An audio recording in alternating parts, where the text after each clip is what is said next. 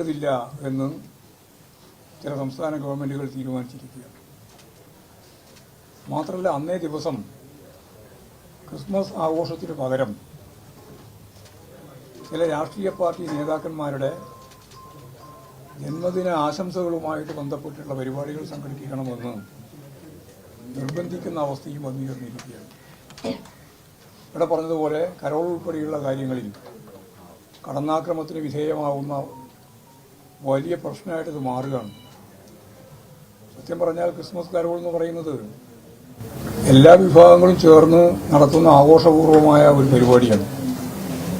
അതിനെപ്പോലും വർഗീയ കണ്ണുകൊണ്ട് നോക്കി കടന്നാക്രമണം നടത്തുന്ന സ്ഥിതിയാണ് ഇന്ത്യയുടെ പല ഭാഗത്തുമുള്ളത്. അതിൻ്റെ ചില പ്രതികരണങ്ങൾ കേരളത്തിൽ കൂടി ഉണ്ടാവുന്നു എന്നുള്ളത് നമ്മൾ കണ്ടതാണ്.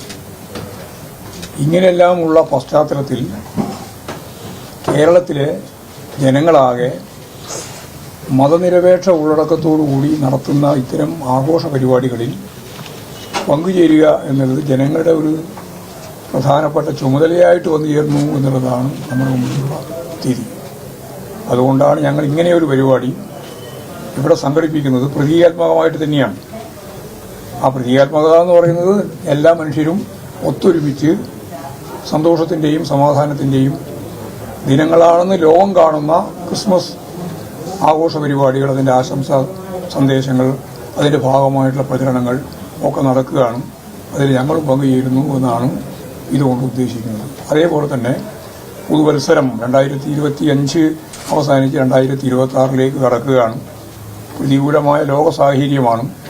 ആ സാഹചര്യത്തിലും ശുഭാപ്തി വിശ്വാസത്തോടുകൂടി ജനങ്ങളെ ആകെ ഒരു പുതിയ വർഷത്തിലേക്ക് നയിക്കുന്ന ഈ പ്രത്യേക ദിനത്തിൽ എന്ന് പറഞ്ഞാൽ ഈ പ്രത്യേക സന്ദർഭത്തിൽ പുതുവത്സരാശംസകളും ലോകത്തെമ്പാടുമുള്ള മനുഷ്യർക്കൊപ്പം ചേർന്ന് നമ്മളും ആ പരിപാടിയിൽ പങ്കുചേരുന്നു എന്നുള്ളതാണ് ഇതിൻ്റെ പ്രതീകാത്മകമായ ഒരു കാഴ്ചപ്പാട്.